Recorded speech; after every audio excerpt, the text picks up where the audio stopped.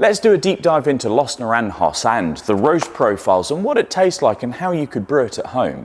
Each week I release a new product at Blending Room, and in these videos I do a roast analysis and I taste the coffee to convey its flavour profiling, and I also give some suggestions about how you could brew it at home. This coffee was sourced from Falcon Speciality in the UK. I do a lot of sourcing with Falcon, and their information, web links, etc. is all in the biography down below. So let's do some roast profile analysis. Now, this is a washed red Bourbon from El Salvador, a country that I feel is synonymous with espresso drinking, texture, sweetness, and it's all of those things that I wanted really to try and emphasize in the roast profile design. So when I was thinking about how I wanted to express this coffee, I had that in my mindset, and it's really important if you're a roaster to think about how you want to express the coffee you're about to roast. This is based on your skill set, your apparatus, your likes, wishes and desires, how you enjoy brewing it at home, because it's important to remember, I feel, that the coffee that you roast is an extension of self. Don't try to be other people. Don't try to emulate other roasteries that you may look up to. Do your own thing based on what you enjoy, because if you enjoy it, you can convey it to your customers and you can execute it far better whilst you're roasting it. Now, I really enjoy filter coffee. If you were to put a cafetiere in front of me, yes, I'd enjoy it, and I do that on a Sunday. If you were to put an espresso in front of me, yes, I'd enjoy it as long as I didn't have to make it. Filter coffee is my thing. So when I roast these coffees, I'm obviously going to lean fairly heavily into roast profile designs that are filter based. However, when I come across a coffee such as this, I can somewhat try to eke out more of the texture. And that's what I attempted to do with the roast profile that you can now see on the screen. The way I applied heat, as with a lot of my roasts at the minute, is in a pyramid heat approach. So that's a low temperature at the beginning of the roast, tapering up to a higher temperature as I get into maybe 3.5 minutes into the roast. So you've gone through the drying phase and you're starting to get into the yellowing phase, or you're just about to approach that yellowing phase.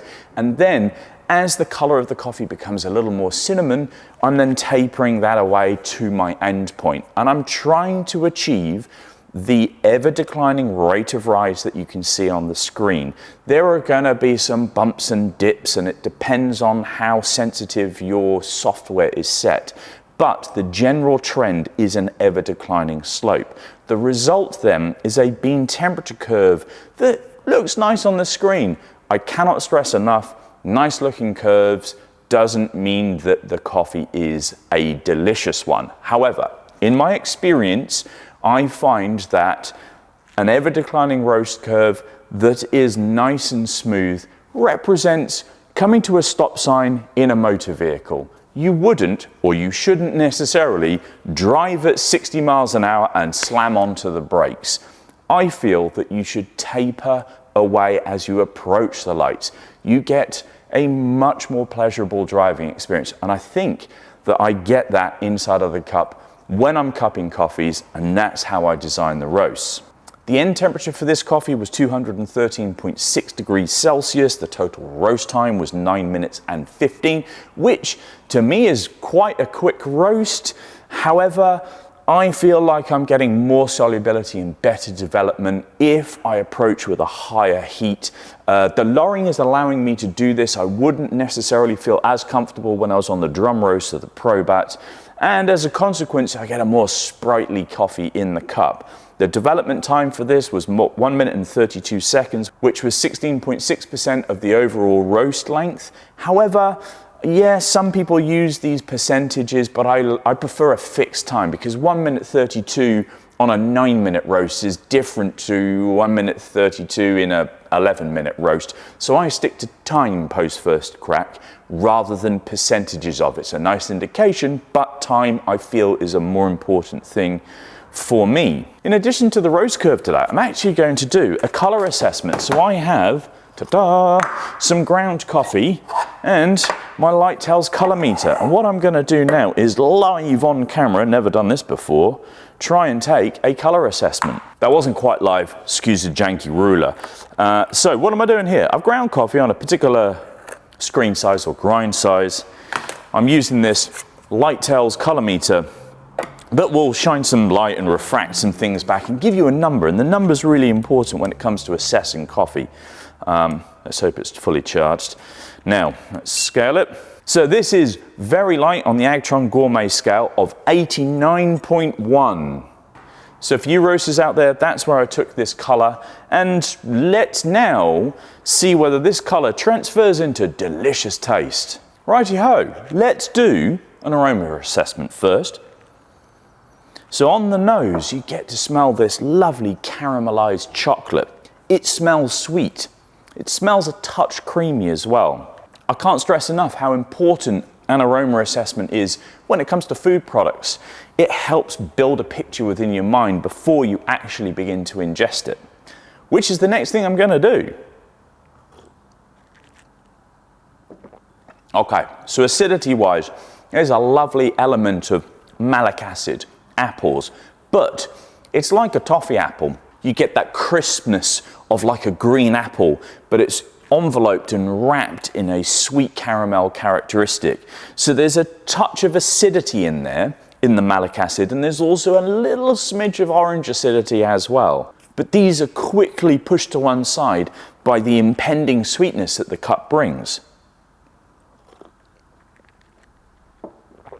There's so much caramel in it, but caramelized dried fruit. On the bag, I'm pretty certain that we've put raisin, yeah, dried fruit. There's lots of that. It's really quite characterful for a coffee from El Salvador. And I don't mean that in a detrimental way. I love coffees from El Salvador, but this is a really expressive one. So what about the finish?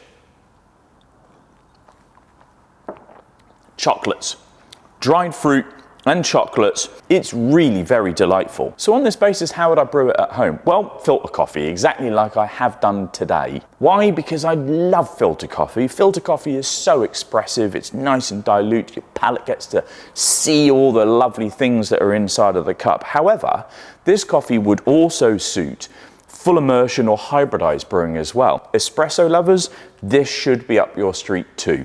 Yes, there will be a little bit of acidity in the orange and the malic acid, the green apples, but it will be well balanced by sweet, chocolatey, caramelized, dry fruit texture. It should pair well with milk. I've not tested it like that, but it should. So the Los Naranjos represents a really well balanced, versatile coffee for all methods of brewing. If you're interested in a bag, it is available on the website now. This is shipping to our coffee subscribers, and this is the reason why I do these videos, to add additional value to those people who subscribe to our coffee subscription. It's also going to be available at Beverly Market between 8 and 4 every Saturday until it runs out. And of course, you can come into the roastery between 9 and 5 Monday to Friday, where you can pick this up and other bags of coffee as well. I hope this video has proved useful. Do let me know if you want to know anything else in the comments below. Until next time, you have a great week.